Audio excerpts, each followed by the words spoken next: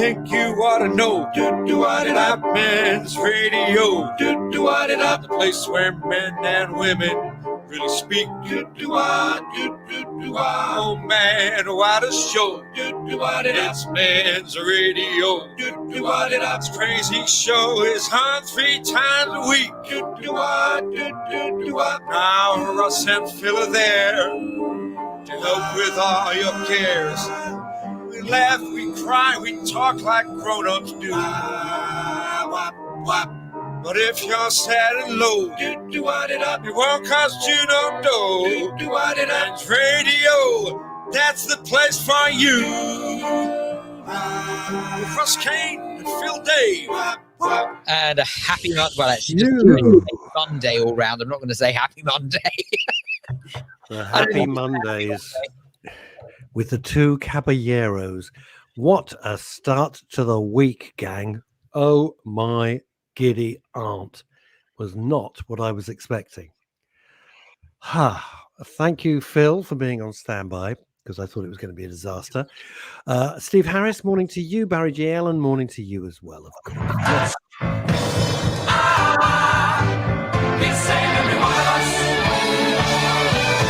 Thank you, baked potato. Andrea Lucas, if you don't know why we play that, where have you been? So I get a phone call first thing this morning, like crack of dawn, that Chris Richards, hello boys. This year I'm off to sunny Spain.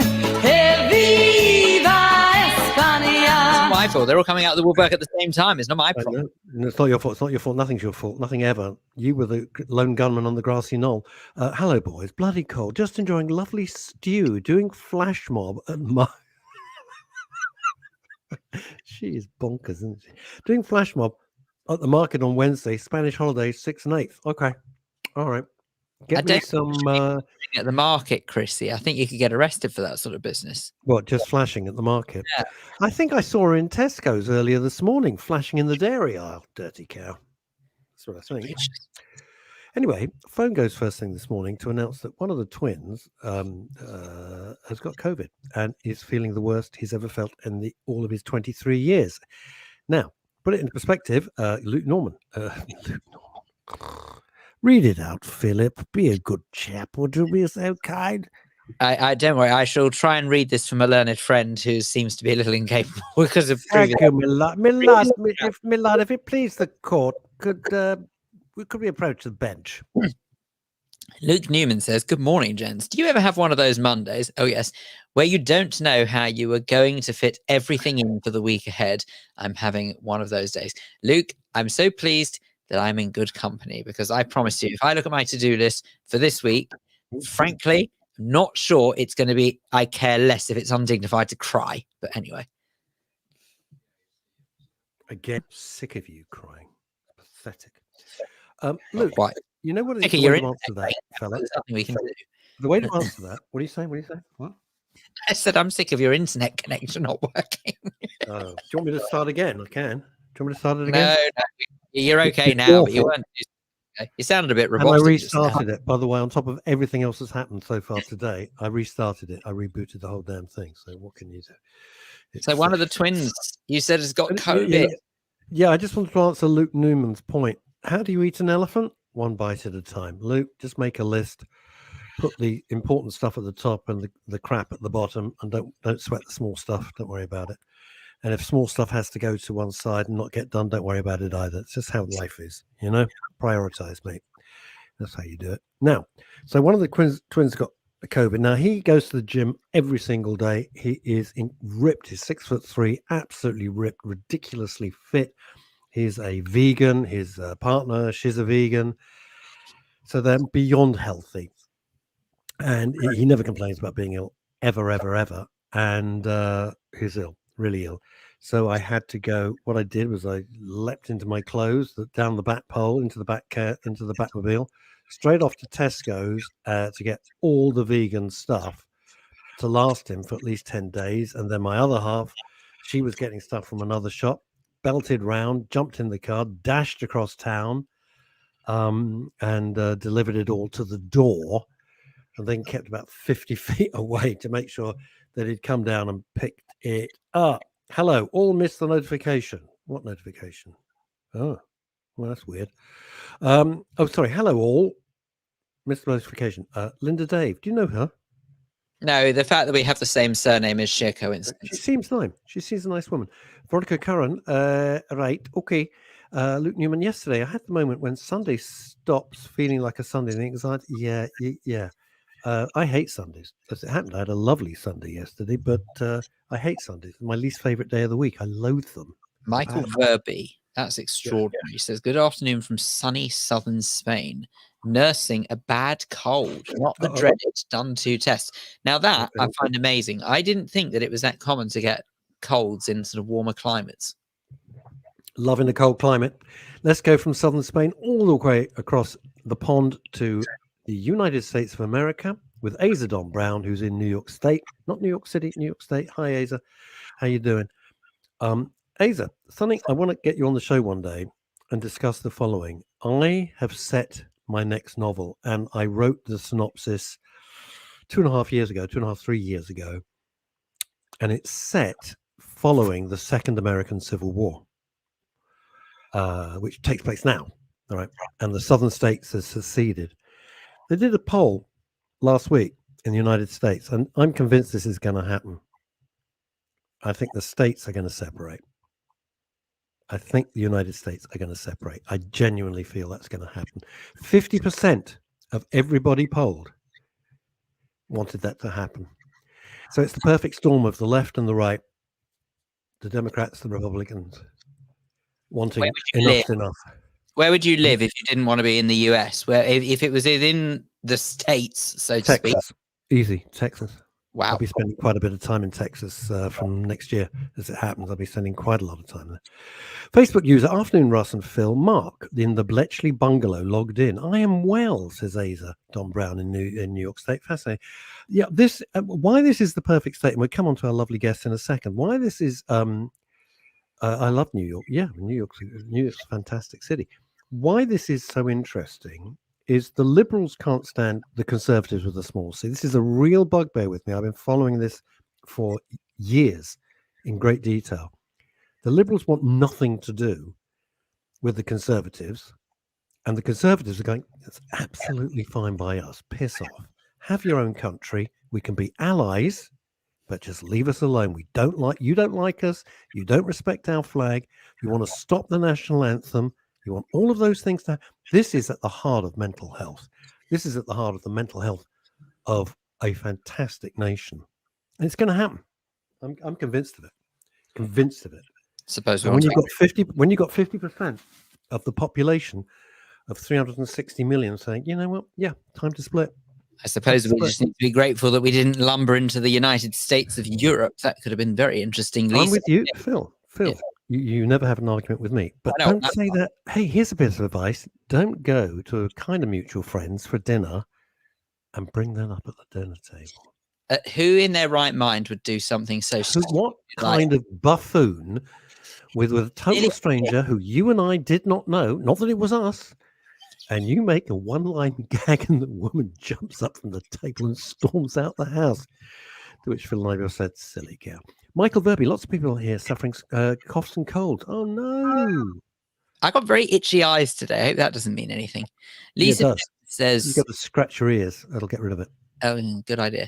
Lisa Jane says, hi, guys. I had a vegan curry with all the extras the other week, and it was delicious. Lisa, there's something very telling about that message. It's the fact that you said you had it the other week. It means that you couldn't stand it full time. But anyway. That's the whole thing. That's the whole thing. Right. You haven't said anything. What? I said off air, didn't I? Yeah, but no one's noticed. Oh, for goodness sake. Right, okay. Russ has gone clean shaven, everybody. Isn't that nice? Actually, can I just say, you do look about 10 years younger. I was around my cousins. You get fed up with children sitting on your knee at this time of year. Little shit, shut up. Right, we've got a guest standing by in the digital green room. I had a sausage plat yesterday. It was blooming lovely. Susie says, thanks, Shazza. We love you. I need to speak to you, Sharon. Things on my mind that I need to talk to you only about.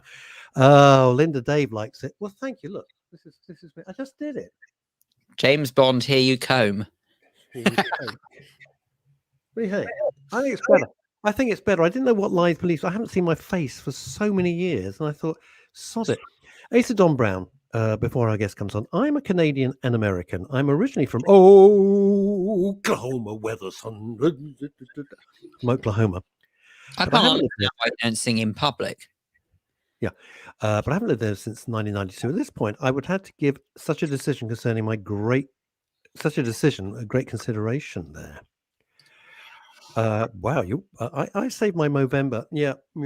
Well, I've had a beard for like forever, and then I'm starting. Anyway. Russ couldn't see clean shaven look. Mike in the way. Oh, this Mike. I thought you meant. Yeah, that would have really confused you if Chrissy would have said that. Right, I think we should talk all things flu jab because our guest, Watkins, is horrified at the mania that stares him in the face. So without further ado, we say a very good afternoon to you, Dr. John. How are you, sir? I'm fine. How are you two? Excellent. Yes, we are. Well, your under the circumstances, we're okay. You wouldn't believe it, but we are fine. Thank you. Now, the flu vaccination. We've been a little bit obsessed, have we not, recently with COVID vaccinations? Have people forgotten about flu vaccinations, do you think? Well, yeah. I mean, a recent survey by Sanofi Pasteur, part of their U.Not.Gov campaign, not flu campaign, actually found that just under half of people didn't think that flu was a serious disease, really. So yeah, it has gone off the radar a bit. Wow. I'm amazed. I get the flu jab. I am the first, John. I'm the first in the freaking queue. I'm down the chemist. Boom, I'm there. Flu jab, here I come. Good to hear it. Always. I don't want the flu.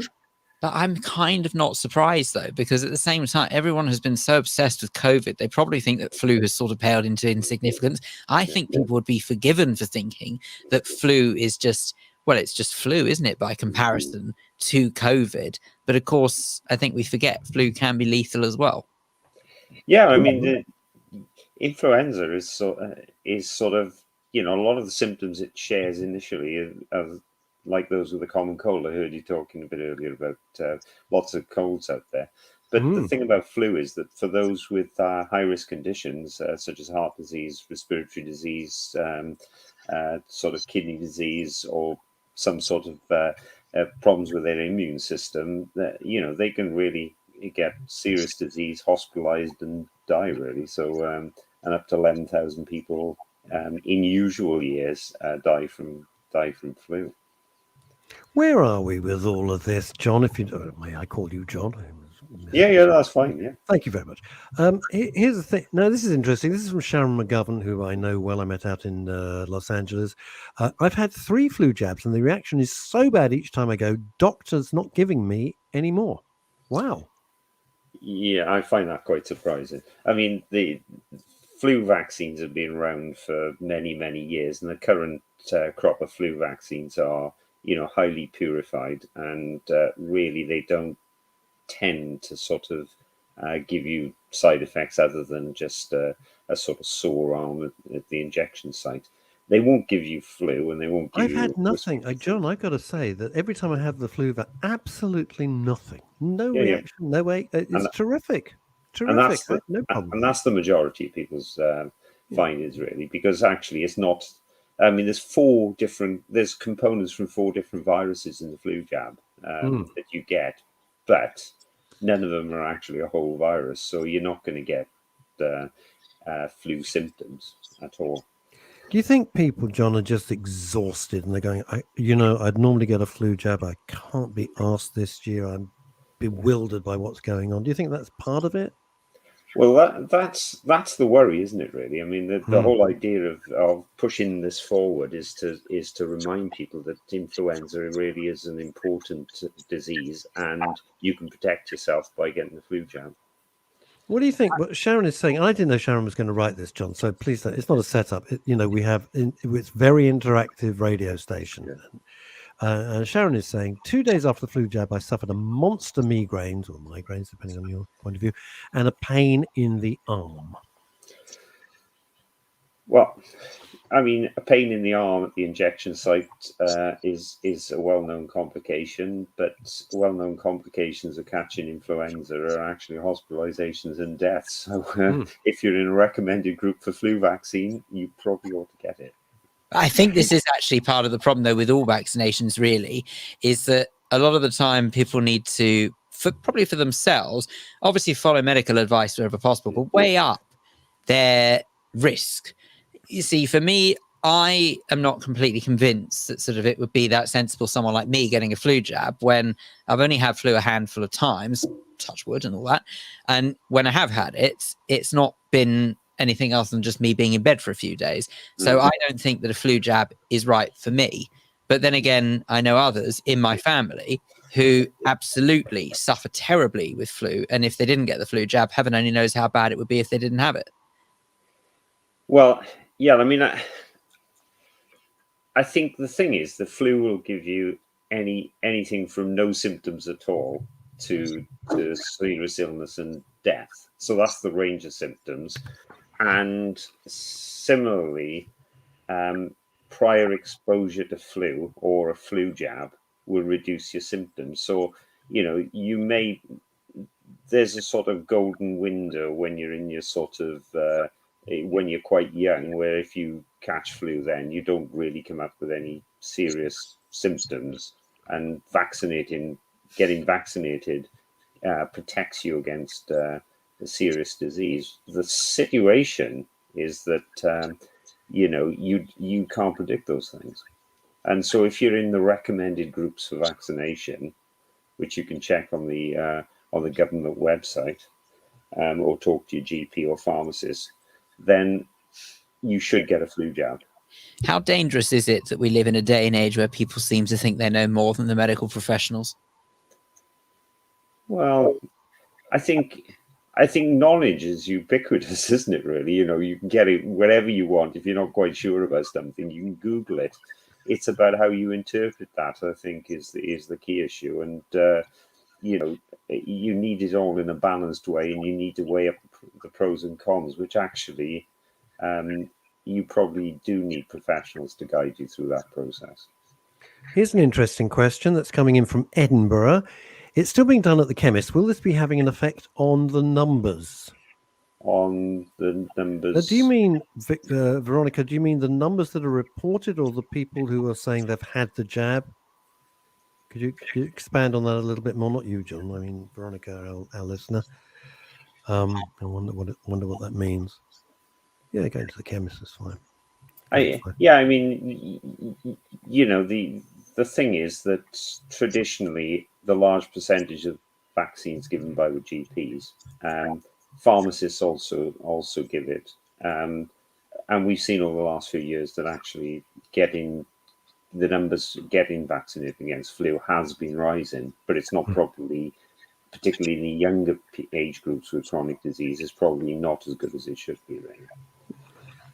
I still don't get it. Look, you're a professional. You see, the point Phil was making very politely is the point that we bang on a lot about on men's radio. It drives us mad where Doreen, the hairdresser from Stoke-on-Trent, or Barry, the plumber from Edgware, is suddenly a medical expert, let alone a political expert and a financial expert. But suddenly they're a medical expert. They don't listen to people like yourself with years and years of study and research and expertise.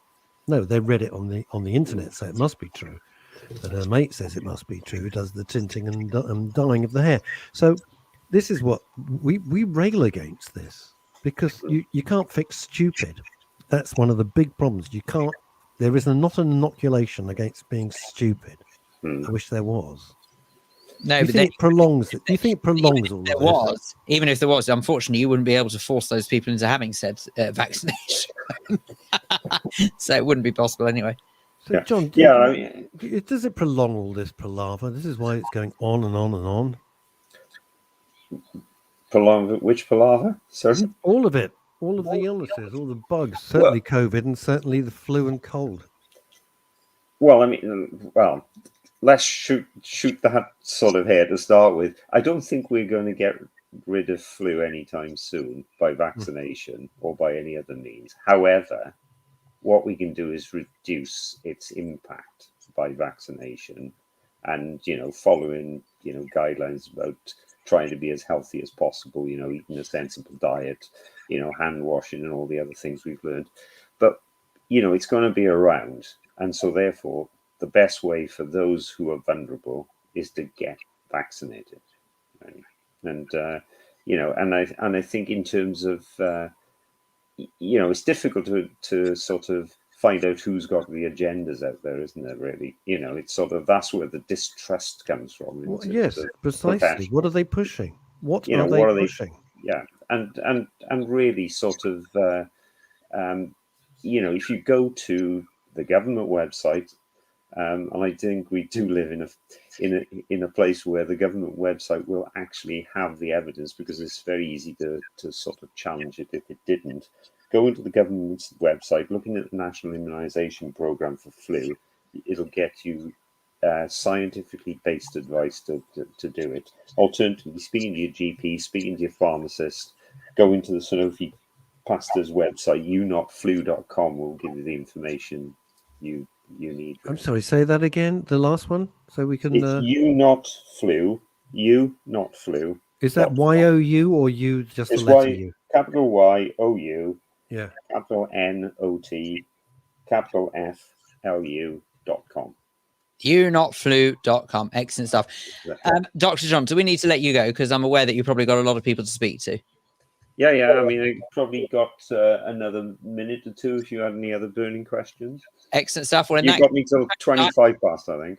Fine. Okay. The only question I would love to know is that from your perspective as a medical professional, how frustrating do you find it that people sort of take it upon themselves and arguably make your job as a medic harder for sort of self-diagnosing, self-medicating and all of that sort of business? Yeah, well, it depends what we're talking about, doesn't it, really? Sort of, lots of minor illnesses and those sorts of things. I think it's appropriate to sort of do the sensible thing. For other things, contact your pharmacist. But for other conditions, I think it's important to sort of seek the appropriate advice, whether that's pharmacists or GPs or whatever. And I think it's also, around, taking some responsibility for your own health, sort of, as I said, not smoking, healthy diet, that sort of stuff. But one of the things you can do proactively is to avail yourself of a free flu jab to prevent flu, and that's one thing that you can do to protect yourself. I'm with you 100%. I'm with you 100%, which is why when I was said that we could have a chat with you, I absolutely leapt at the opportunity. Thank you so much. I know how busy you are today. Thank you so much for your words of wisdom, for your advice, and thank you for finding time in your schedule, which I know is crazy, to join Phil and I on Men's Radio Station. Really appreciate it. Have a great day. Thank you so much. Thanks both. Yeah, Thank take care. Dr. John. Thank you. There Very we go. nice chap. You see, that's what it's about. That's what it's about. What have we got here? Sharon McGovern. Oh, got to go, lads. Visitor arrived. Bloody inconvenient, if you ask me, when I'm trying to stay with the show. Cheerio, lads. Call me when ready, Russ. Will do. Right, Lisa Janes. Look at this. The year after I had a bad reaction and didn't have the flu jab and was fine, had the flu jab last year and was fine, I normally get a call for my flu jab, but haven't been contacted this year. I have it because I have had pneumonia twice and a damaged heart muscle, so will definitely be asking for it this year. You see, the reason, Lisa, that I am so careful, I've talked about it a lot, it's not because I'm paranoid, it's because I had double pneumonia. Now, I didn't even know there was such a thing, and I've told the story before. I went to the doctor, said, "Oh, good news, you don't have pneumonia." I went, "Oh, great." And he's a sarcastic sod, and he said, "No, you got double pneumonia." And I went, "What?" And I didn't think it was a real thing. I just thought it was a phrase. And I didn't realize that double pneumonia means it's gone into both your lungs. So, of course, I have a vestigial weakness there. So I don't want any of this coming near me. I really, really don't. Now, here's the thing, Phil. I want to watch Phil's face and see how he reacts. I had to go to Tesco to get all this stuff for my son, who's got, and while my other half was getting stuff from another shop and all the rest of it, I had to hook up and get it over there urgent. Now, They're all wandering around. I'm wearing a mask. In fact, I'm double masked and wearing gloves. I'm double masked and wearing gloves. They're just wandering around aimlessly. What is that about? So you see, I can't get my head around this. I had a bit of a run-in with a colleague of mine who I have a lot of respect for, okay?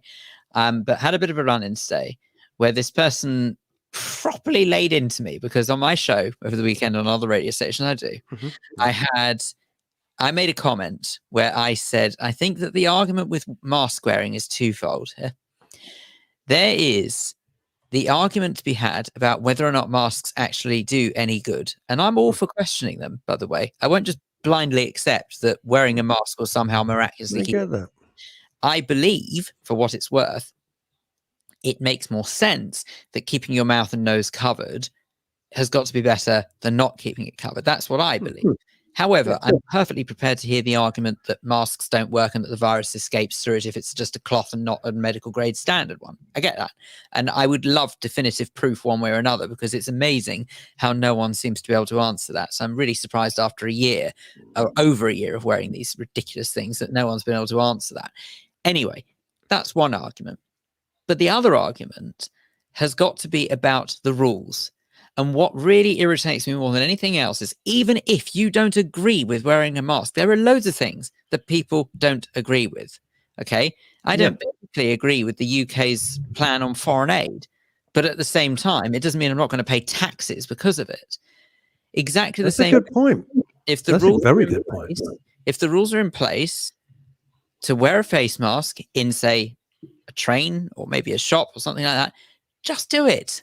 It's the rules. You don't have to like it. No one likes wearing a face mask. But my God, did this colleague have a go at me for that? He said, "You are skating on such thin ice. How could you be such?" With what? With what? Sorry, what? You're skating on thin ice with what? This is bullshit. What are you skating with thin ice on? Like what? Being a conformist. But anyway, Well, your colleague's an idiot. Sorry. No. It's fine. It actually, It's honestly, not fine. It's not fine No. at all. But honestly, not an idiot. That's their opinion, and they're perfectly entitled to it. But the point At is, least, hang on, Phil. If you're not doing it for yourself, at least have the courtesy to do it for other people. yeah, I think the biggest problem is though that people there are a lot of people who don't believe in them, rightly or wrongly. And that's where the problem lies. So even though I am all for a discussion about do they or don't they work, and I would love definitive proof. I really, really want definitive proof one way or another, not because people have gone looking for the answer, but definitive guidance on whether or not masks actually make a difference or not. That I'm all Well, for. they wear them in, I'm sorry to bring out the old trope, but they wear them in operating theatres. They're Yeah, not but they doing it are- because it's fancy Right. dress. Yeah, but they are medical grade and they're not quite the same as the cloth ones, to be fair. Well, I wear medical grade. So Of course I do. I don't just wear. No, I know, but then arguably those who are around you who are wearing cloth are not necessarily helping or doing much for you. You see, that's Better the than argument. nothing. Better than nothing. I would have thought so, but I don't know this, and that's the point. That's why I'd really love it if there was actually sort of someone out there in the sort of the powers that be who would conduct some sort of proper investigation so we know definitively once and for all whether or not they do make a difference.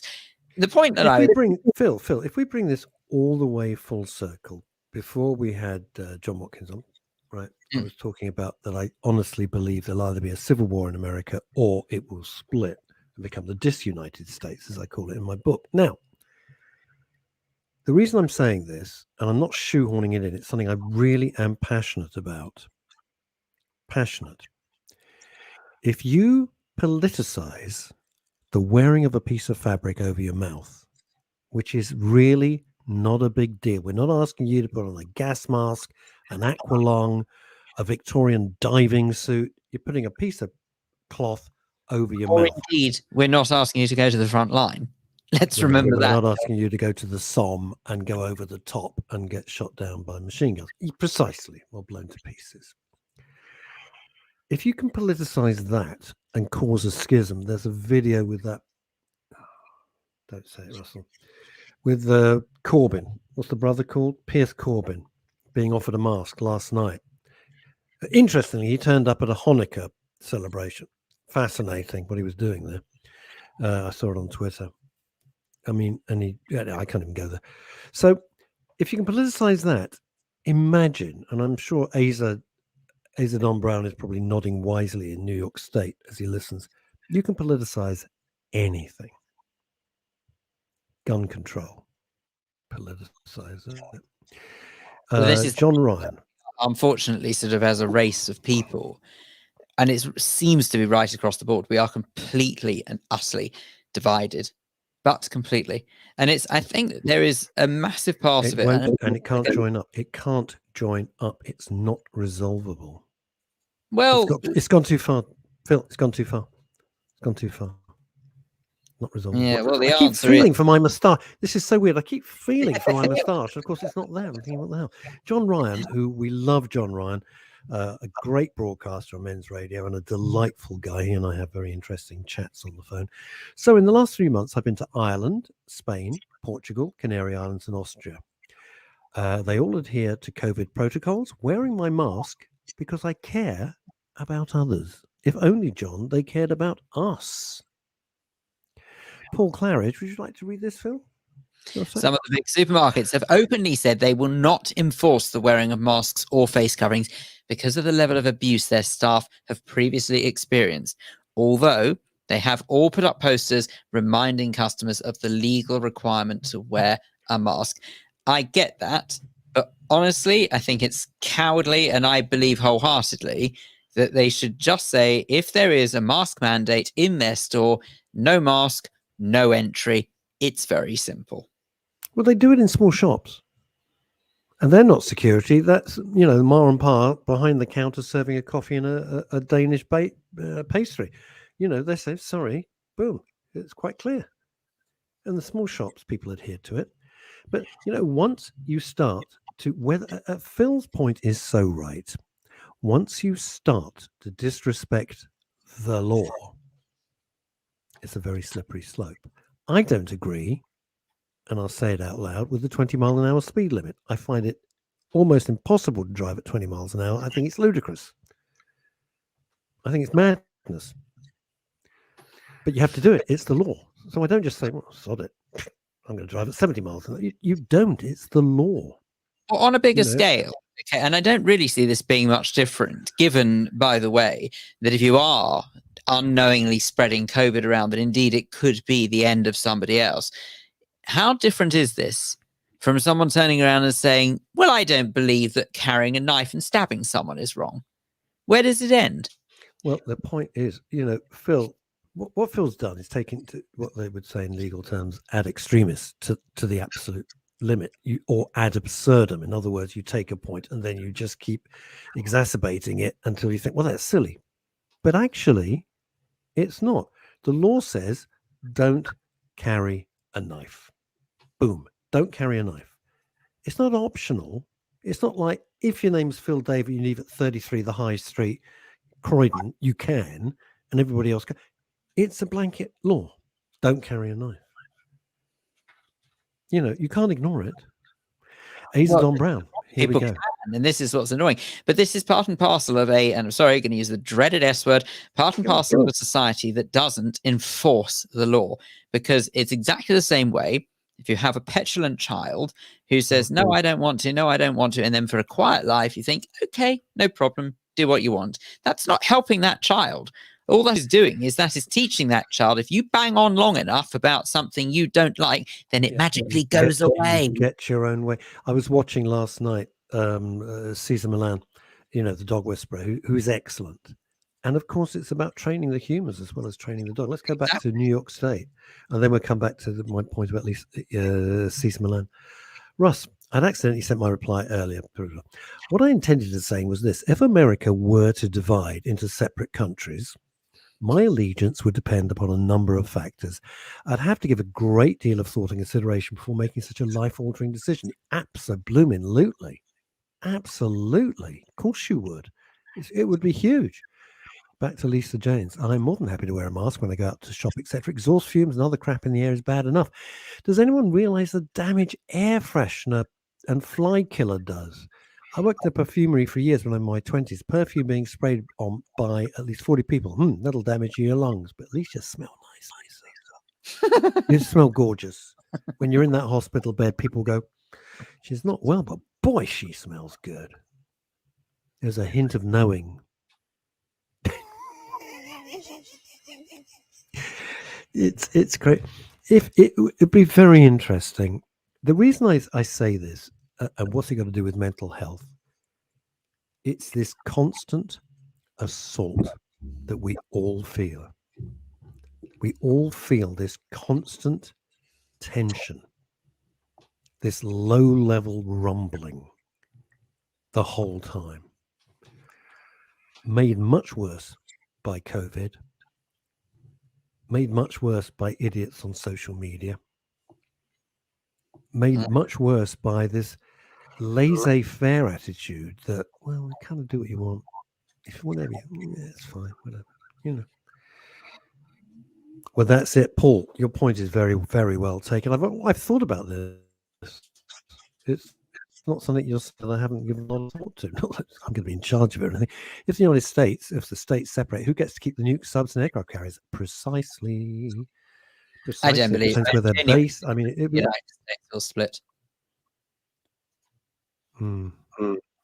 I really don't, because I think apart from the anything, point is, I tell you what, Phil. I tell you what, whether it does or it doesn't, this is the first time in an incredibly long time where both sides of the argument are saying, yes, that's what we'd like. You don't like us. We don't like you. You disrespect our flag. No, you're a bunch of Nazis. It all gets in. Yes, but There's no middle ground. No, but that's across the board. That's absolutely around the world. The polarization is nothing unique to America.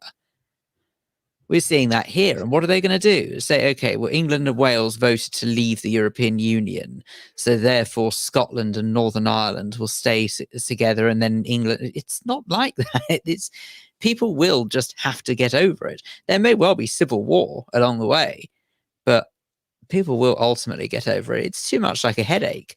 You thought leaving the European Union was unraveling a load of nonsense, then you ain't seen nothing yet. Could you imagine absolutely separating the union? Do me a favor, it'd be horrific. No, it's huge. I'm not saying it's no one's saying it's easy. What I'm saying is, for the first time, there is a desire. That's how far this schism goes. Okay, if we'd have talked about this 5 years ago, you would have said I'm a lunatic. You could say that now no. anyway. You're talking specifically about the US, but you say this desire to separate. You think along the lines of how many years people have been calling either for, say, the UK to depart the European Union, which it obviously now has. Think how many years the likes of Nicola Sturgeon's been banging on about independence for Scotland. It's not a new phenomenon, people complaining and saying they want to have their own independence. But just the truth is that a lot of the time it won't happen. It's just a lot of noise, that's all. Yeah, but you know, look where we are as to where we were. Paul Andrews again. Unless there was a civil war, to do it legitimately would take about 20 years to organise. It would be a nightmare of a huge order, unless, like which happened in the 1800s, certain states just secede and go, "We're out of here, bye, we're gone," and you know which states those would be.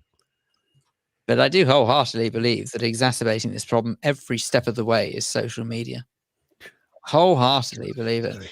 It's just too many people have got a platform to vocalize their lack of opinion or their lack of educated opinion, causing more aggravation, causing more division. And honestly, I do not understand why on earth someone doesn't come along and say, do you know what? That's not allowed in this country. Bang, the whole thing shut down. Did you see, and I know I go on about it, but the head of Twitter, the CEO, whose name's Jack, help me out. Dorsey. Jack Dorsey. I watched a lot of interviews with him recently because he stepped down. And I said last week, the moment he stepped down as CEO of Twitter, their share prices rocketed up by 11%. I didn't know much about Jack Dorsey. And I watched him being interviewed, and suddenly so much stuff that Phil and I rail against, that you rail against all around the world and go, how can this be happening? Watch an interview with Jack Dorsey and it all becomes horribly crystal clear. This is a man pushing an agenda. It's not like here's a company, do what you will with it. you're pushing an agenda. It's very clear. I was shocked. I did not expect him to be like this at all. I was absolutely shocked by the interviews with this guy. There's an interview with him and Joe Rogan and various other things, and you think, God almighty, there's something really weird about you. And I know you think Phil and I are weird, but wow. Jack Dorsey, I mean, weird off the scale weird. Let's go to southern Spain. Michael Verby, Malcolm, that's Michael's late dad, used to say that the only thing that would cause a civil war in the UK was a prohibition on beer. Oh, yeah, you know, and here's this. Graham Simpson, the San Andreas Fault would solve the problem naturally. Hang on. Chrissy Richards back, the Queen of Spain. She says, I'm not being bolshy. Much. Well, I don't know, Chrissy. I think you've got a bolshy persona about you, I reckon. Yeah, bolshy. I had flu 53 years ago in bed for 2 weeks. Never had it since, and I don't get colds at all. You're not human. I think I have good immunity. I would rather someone who is more susceptible to flu have the jab. Yeah, it's not a shortage of jabs, Chrissy. You can have the jab. You're not taking up somebody's space. Look, what can I say? You're telling us this. I have no reason to doubt it. You said you've not been ill for 53 years. Which That is paranormal. Chrissy, can you let us know your secret? Come on. You can't say What is it? What is You it? can't- What planet is she from? They dropped her off in a UFO somewhere in Spain, and on her planet, you know, they said go to Earth, see how it works out. Don't go to England, it sucks. Go to Spain, get some sunshine, and that's where they dropped her off. Chrissy says, here we wear masks all the time. Very few who don't. Be interesting to see, actually, though.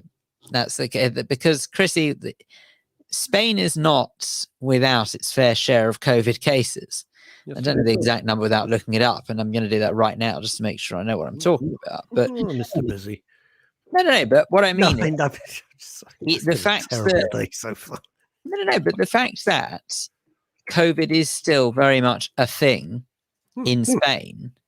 Okay, it's the current number at 5.2. I don't know 5.2 million active cases, but a total of 5.2 million cases, with a total of apparently 88,159 deaths. Now, if you think about it, how many? Give me what the death figure?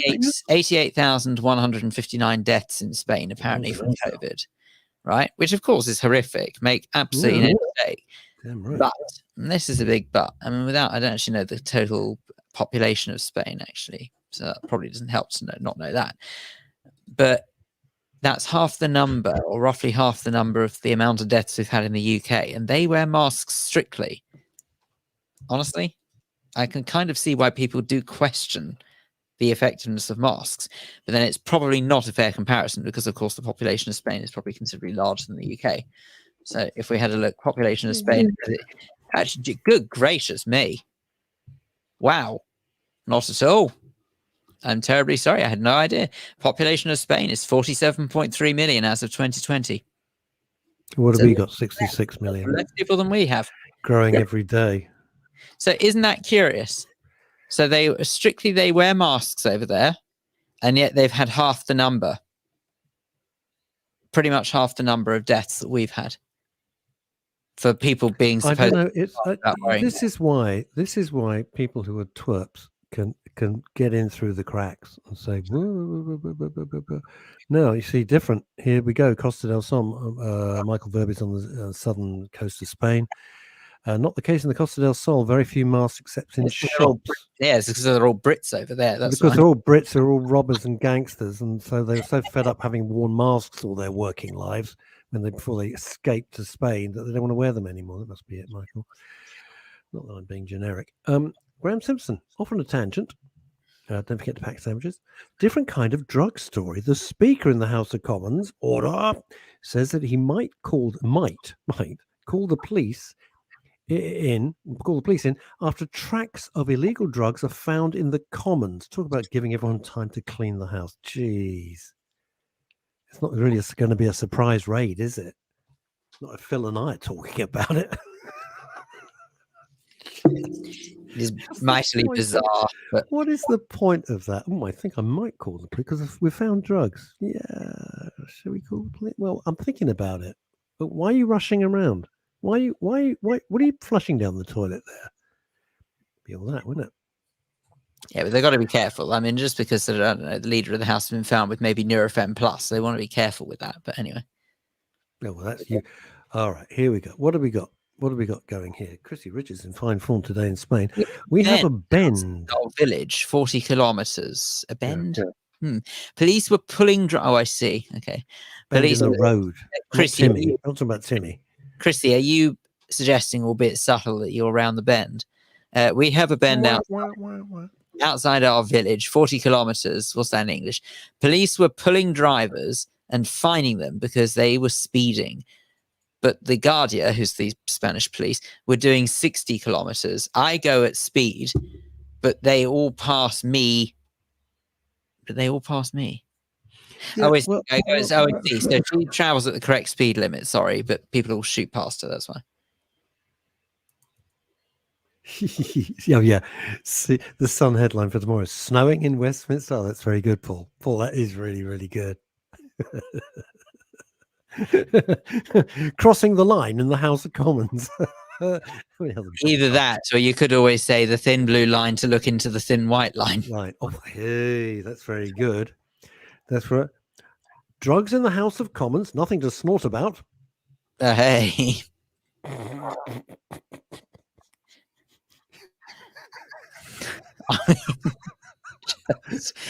They're clutching at their straws in the House of Commons. The House of Commons, all the politicians are getting snippy. I mean, you could make a few up here, I'm sure. Isn't it? I'd love to be the headline writer for The Sun. That would be my dream job. Just come up with these things for The Yeah, I Sun. tell you, actually, I'm sorry to say this. Technically speaking, the good people at The Sun are distant colleagues of mine. Of course. Yeah, sure.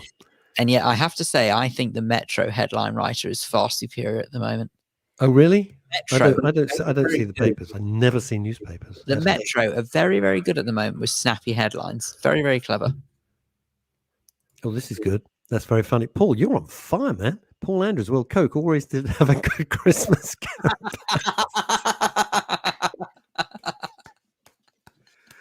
Paul Andrews, ladies and gentlemen, absolutely slaying us today. That's the winner of today's Very good. Do you know, I got to tell you, I'm going to be absolutely honest. I've always tried to be really honest. I'm really shaken up by one of the kids having COVID. I am, because, Phil and I have talked about it. We've had so many experts on and all of that sort of stuff. And suddenly, oh my God, it's your son. Yeah, slaying. Yeah, I'm glad you like that one, Paul. It's shaking me up, man. It's shaking me up. Can I just say, before we go off the topic there, I know full well people are going to say, oh, no kidding, Phil, but just trust me when I have to say this, that obviously we don't encourage you to make light of drug use. And of course, if it's a serious thing, look what it's done to Phil. And it absolutely needs to be thrashed out like it does anywhere in society. Anyway, interesting point. There's something, Thursday, 6 o'clock, Oliver Mammon, who insists on having me on the show despite me saying you don't need me, but anyway, the ABC of CBD. You're not being here, but you happen anyway. I don't understand. Shut up. And they always say the war on drugs. It's a war we lost 30 years ago. We're never going to win this war. It's impossible. You're never going to win it. I mean, you're just not. I think you have to face facts. It's like any other situation where you think, all right, I'm going to lose this. What's the point? Just quit. Just get the hell out. Do the best job possible. That's right. Phil's on the phone to his bookmaker. Right. Russ. I have it on good authority. There are no British expat gangsters in Spain. They are all retired, legitimate businessmen, and their nieces, because they're like who have in the past been the victims of police corruption. Absolutely right, Paul. I thought, Paul, you were going to say that you have it on good authority that there are no gangsters in Spain because they're all in East Croydon. Yeah. Look. You know what I mean? I went down to Costa del Sol, right? down a mile by her because, better weather. Nothing to do with that job down Dagenham way. Nothing at all. Want a drink, Terry? That. I'm available for pants. No, I don't want to do pants. I'd quite like to do some acting, I think. I'll quite get into that. Yeah, anyway, it's shaking me up. I've got to be honest. It's kind of put me off kilter a little bit. I got really worried. And I suddenly thought, God, if anything happened, the family. But, that's what family do. And the two of us rallied round immediately and took so much food and medicine and all the things that they wouldn't think of, honey and lemon and all this vegan Was it stuff. Manuka honey? Manuka honey? Don't start swearing at me. I'm not made of gold, Manuka honey. I mean, I love him dearly, but he can have normal bloody honey. Sod it. Veronica Curran says, my niece, hubby, young son, and my sister-in-law, who just got through cancer, good Lord, all got COVID. Oh, it's difficult when all this conspiracy theories, then it's affecting the family. Okay, I see. It's difficult when you hear all the conspiracy theories. Yeah, it is, but it's ridiculous. I know people who have lost their lives either with or from COVID, and I just think I know what their families have gone through, and you try telling them this is all a hoax. It's just revolting. It's shocking. It's shocking. I just want to be honest. I don't think I can't be friends with those people. I won't engage. I can't because I know, one, I'm wasting my time, and two, I will just lose my temper. Because I'm kind of on now. What have we got? Phil, Harry couldn't shut Twitter down. Oh, you've lost me. Do you mean Prince Harry? I don't know. You mean the Montecito Mona, the Ginger Whinger? That Harry? Who do you mean? I assume that's what she means. Yeah. Don't know. Well, anyway, to be honest with you, I'm fully aware that social media genie is well and truly out of the bottle. I don't personally approve. I think the only way that we're ever going to get over this nonsense is if people actually come to their senses and they stop using it. And I live in hope that one day something will happen that will make people realize just how dangerous it is and they will back off from it. I'd be perfectly honest with you, if it weren't for work, I wouldn't be on there. I really, really don't like it at all. Interesting. Paul, I will answer that. I know you're being slightly facetious, but I won't shy away from the question. So the Freds, I assume, right, so Fred, the Fairbrass brothers, Richard and Fred, won't be back on the show anytime soon? No, they won't. There's no point. There's no point. And that's not me being dictatorial. There is just no point. It's the same as, Paul, and I mean this genuinely, if somebody said, the earth is flat, I'm not going to waste our time, Phil's time, most importantly, your time, by having people come on and say the earth is flat. It's not. It's not. There's no debate about it. There's no discussion about it. There's no grey area about it. It's round. So I'm not going to waste my time with fantasists. What's the point? You're not going to convince them, and they're just taking up valuable airtime. But I do think that said fantasists do need to be pitied in some weird way because they obviously really struggle. I said this the other day. I believe that they are seriously struggling to come to terms with the world around them and what is happening right now. And the only way that they can deal with it is by denying it. And I think it's quite sad, really. I just think it's it's disturbing. Make no mistake, of course it's disturbing. But I just can't help but think they desperately need help. Oh, they do. Desperately. They do. They do. When David Icke arrived in his tracksuit and was interviewed by the great one of my broadcasting gods, Terry Wogan, and people remember David Icke as being a sports broadcaster on BBC. I think it must have been BBC. Well, whatever it was, BBC ITV. He was a major sports broadcaster. And this was the first time it was David Icke as we now know him. And Wogan was dealing with this, and the audience were first bemused, then shocked, and then laughing. And Wogan said, I've never forgotten, it's an extraordinary interview, he said, David, they're not laughing with you, they're laughing at you. Because what he was saying was utterly preposterous. And yet this is a man with a huge following now. Huge following. And you think, How does someone who says that the royal family are actually reptiles, not metaphorically, literally reptiles? This is the stuff of madness. It absolutely blows my mind how this has any credence whatsoever. You may not like them. Some of them are reprehensible, of course but they don't at midnight turn into creatures that are reptiles. They're humans. Stop it. It's nonsense. The problem is, though, of course, is that when you give individuals like that a platform, whether it be social media, whether it be television interviews, whether it be magazine, newspaper, whatever it may be, soon as you give people like that a platform, it's dangerous. It doesn't show them for being the idiots they are. It actually it's worse. It encourages other people who might not have otherwise thought like that, to think in that particular way. And the problem is that human instinct is a sheep mentality. Follow the crowd. Don't think for yourself. You don't want to have to think for yourself. It's too much like hard work. Well, Chrissy Richards, are the figures, but are figures accurate? They do it to make them look good. Who? No, you're really, really losing me here, Chrissy. Are you saying? No, I don't understand. Chrissy, you're going to have to explain better, sweetheart. I'm not following here. Let's go from southern Spain to Edinburgh. I do believe everyone deserves an opinion. I don't agree with forcing it on others. Proper debate, not fear-mongering. We've gone way past that. Veronica, I wish we could wind it back so we could go back, as I keep saying so many times. We'll agree to disagree, shake hands, and go off and have a cup of coffee or a glass of whiskey or so. You know, it doesn't mean you've got to hate each other. But that comes right back to what I'm saying about America. There's no middle ground. You can say, well, I don't agree. They loathe each other now. It's not a discourse. They loathe each other, and they've taken their sides. And as I keep saying, there is no more news. There is only propaganda. That's why we try to give everybody a voice here. But I won't, and Phil will back me up on this. I know, I'm not just saying that. We wouldn't waste your time by getting somebody who's completely bonkers. It's ridiculous. We're a mental health radio station. That's our whole tenet. That's the platform. One of the other things that one needs to question is the intention of giving someone a platform who is, quote, bonkers.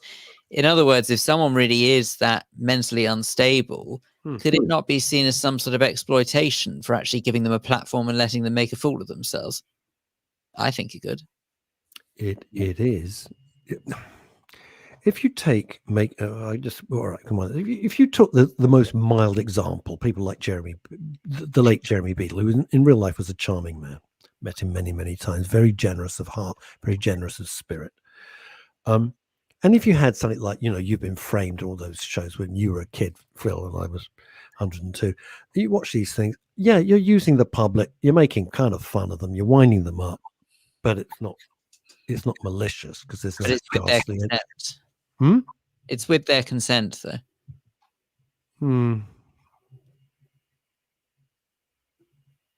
Okay, I don't understand Paul Claridge's comment. I just don't. I feel it's sort of like the modern day equivalent of, when people used to put various individuals in the freak show, in the circus. Yes. It's sort of like the modern day equivalent of that. We now look back in horror to the freak circus, quite rightly so, and yet we call it reality television. We haven't quite got to that stage yet, and I don't for this generation, and I don't understand why. So we're sort of prepared to learn lessons from the past and say that you can't possibly put someone who maybe has some sort of dwarfism in a circus because there is nothing wrong with them. They just happen to be born with a particular condition that means that their growth is stunted.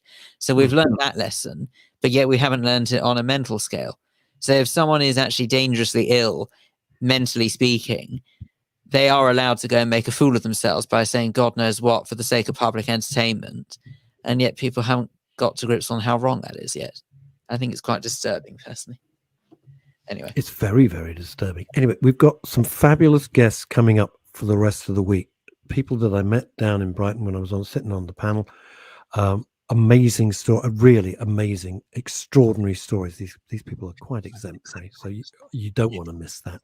And by the way, if you're ever watching us on the YouTube channel on Men's Radio Station, please like it and subscribe. It'll take you 10 seconds. It really helps me, Phil, and all the gang at Men's Radio Station. Thank you very much to Dr. John Watkins. We'll see you Wednesday midday. Bye. Bye, gang.